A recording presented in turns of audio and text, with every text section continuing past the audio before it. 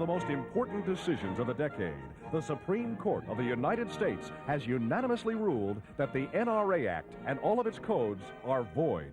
The decision was handed down in the Schechter Poultry case, a Brooklyn poultry firm accused by the NRA and its plant padlocked for alleged code violations. The case was carried to the Supreme Court as a test case, and as a result of Schechter's victory, the Blue Eagle has been brought to earth by a sick chicken. The Supreme Court ruled that Congress exceeded its rights under the Constitution and delegated too much lawmaking power to the President in connection with his recovery program. The decision is a tremendous setback for the President's New Deal and is causing great concern in administration circles. The Chief Executive is now working at top speed with his NRA Board of Strategy, Solicitor General Reed, Senator Harrison, Attorney General Cummings, and Donald Richburg to salvage the NRA. Meanwhile, President Green of the AFL warns against industrial chaos unless code wages and hours are maintained.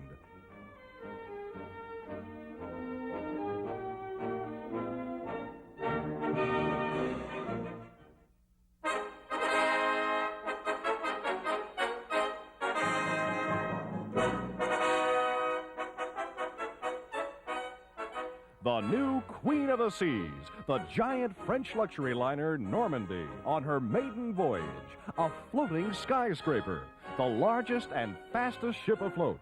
And what a send-off she gets from the crowds as she starts her initial ocean crossing.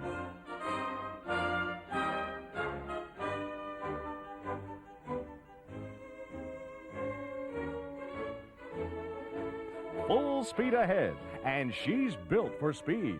Her officers are out to win the laurels of the Atlantic with this marvel of maritime engineering. And her knife-edged prow is cutting the waves at express speed, breaking all transatlantic records.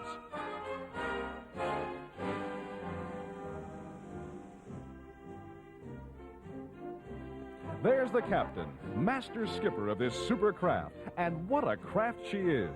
Her broad top deck forms a veritable playground. The glass-enclosed lower decks are spacious club rooms for recreation and comfort, a floating hotel, an ocean paradise. Among the distinguished passengers on this historical trip is Madame Albert Lebrun, wife of the President of France. Inside, the Normandie is an elaborate palace with winter gardens and other amazing appointments.